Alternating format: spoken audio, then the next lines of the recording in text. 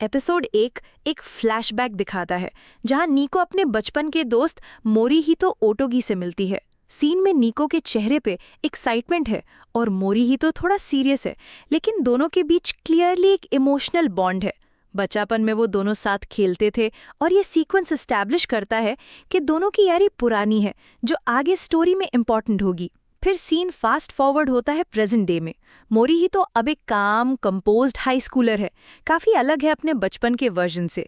वो बुलीज से डील करता है अपनी ओगा पावर्स से, लेकिन वो इंटेंशनली उनको ज़्यादा दुख नहीं देता क्योंकि बचपन में उसने एक्सीडेंटली किसी को चोट पहुंचा दी थी, इसलिए वो अपनी पावर यूज़ करने में रिस्ट्रेन्ड है। नीकोज रिटर्न एंड द कॉवेनेंट। इसी वक्त नीको वापस आती है। लगता है कि वो विच ट्रेनिंग कंप्लीट करके लौट रही है। शी अराइव्स विजिबली एक्साइटेड और मोरीहितो खुश है, लेकिन थोड़ा ऑकवर्ड भी क्योंकि उनकी लास्ट मीटिंग बचपन की थी। नीको के चेहरे पे डिलाइट है। मोरीहितो का reaction mild humbling but clear है कि दोनों के बीच स्ट्रॉन्ग इमोशनल कनेक्शन है। नीको बोलती है कि वो विच ट्रेनिंग कंप्लीट कर चुकी है और अब वो ऑफिशियली विच इन ट्रेनिंग है। सीन सजेस्ट करता है कि इसके पीछे एक एंशिएंट कॉवेनेंट है। मोरीहितो उसका फेमिलियर बनेगा, मतलब उसका मैजिकल प्रोटेक्टर।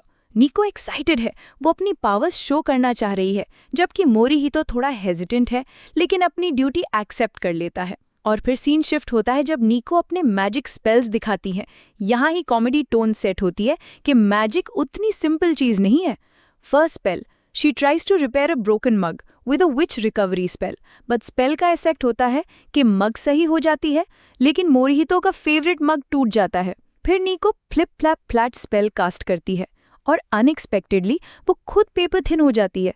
वो ब्रीज में उड़ने लगती है लाइक अ पेपर काइट। ये सीन विजुअली काफ़ी कॉमेडिक है और मोरीहितो को कंट्रोल करना पड़ता है हैलोस कॉमिक मैनर में।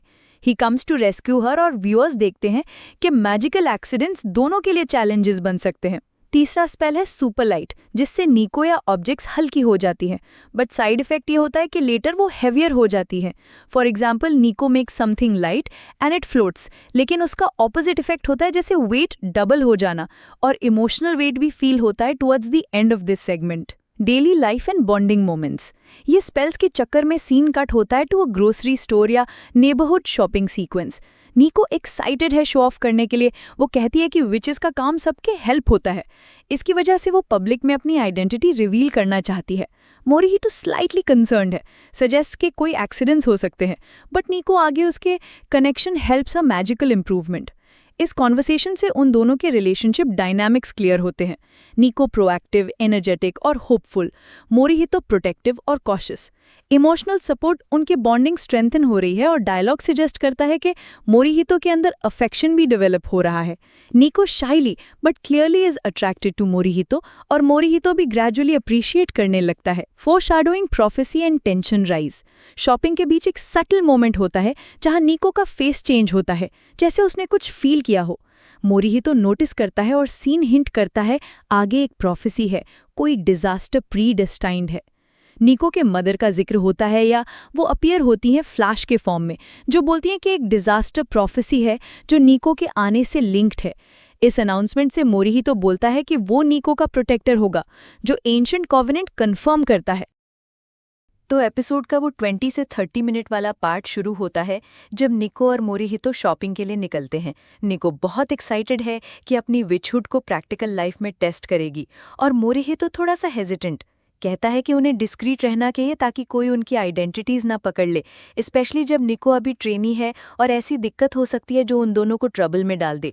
लेकिन निको बोलती है कि witches learn by using magic to help others, not सिर्फ चुपके बैठ के स्टडी करके। और मोरीहितो थोड़ा सॉफन हो जाता है। सो वो स्कूल टाउन में जाते हैं और वहाँ एक बिल्डिंग देखती हैं जिसमें फायर ब्रेकआउट हो गया है। एक लेडी फंसे हुए विंडो से और पैनिकिंग है। निको तुरंत ब्रूम राइड पकड़ती है, मोरीहितो भी साथ होता है और दोनों बिल्डिंग के ऊपर चढ़ते हैं ब्रूम से। बट निको के ब्रूम स्किल्स वीक हैं, वो थड़ाम से बैलेंस लूज कर लेती है। मोरीहितो को टाइट होल्ड करके फ्लाइट मोड कंट्रोल करना पड़ता है और बिल्डिंग के ऊपर वेदर हाइट से दिक्कत होती है, बट इवेंचुअली उन दोनों ने सेफ लैंडिंग लिया बैल्कनी पे। वहां से निको सुपर लाइट स्पेल कास्ट करती है जो कि लाइटन करता है ऑब्जेक्ट्स को including people. But spell blast होता है, दोनों के बॉडीज में स्पंजी फील आता है, उनकी पर्सनालिटीज चेंज हो जाती हैं। मोरिहितो चाइल्डिश बनता है और which light lighten attitude adopt करता है, वहीं निको और ज़्यादा बबली और एयर हेडेड हो जाती हैं। दोनों एक फनी कॉमेडिक रूटीन दिखाते हैं जिसमें वो बिल्डिंग से खुद फ्लोट करने लगते हैं। पासर्स बाय उन्हें देख के शॉक हो जाते हैं। कोई लोग इनिशियल प्रोटेस्ट, लेकिन फिर वो उनकी मैजिक से डैजल हो जाते हैं।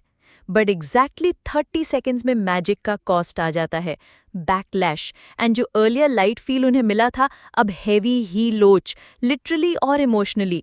देयर बॉडीज वेट बढ़ जाता है, स्लो मोशन में पड़ना, स्टेप्स थले हेवी और पर्सनालिटीज डिप्रेस्ड फील करती हैं। निको के फेस पे गिल्ट एर्सा के एक्सप्रेशंस, मोरिहितो अनॉयड होता है। वो शक करता है कि शायद उसे स्पेल के नेगेटिव साइड इफेक्ट पहले बताना चाहिए था। और निको फेटफुली रिग्रेट करती है कि उनकी एंथुजियाज्म ने सब कुछ कॉम्प्लिकेट कर दिया। सीन में मिस्टोटिक स्लो डिसॉल्व होता है जब दोनों हैवी फीट के साथ एक गाड़ी के साइड पे गास्प कर रहे होते हैं। लोग उन्हें वियर्ड स्टेयर दे रहे होते हैं और एक सायरन की आवाज़ डिस्टेंट बैकग्राउंड में चल रही है।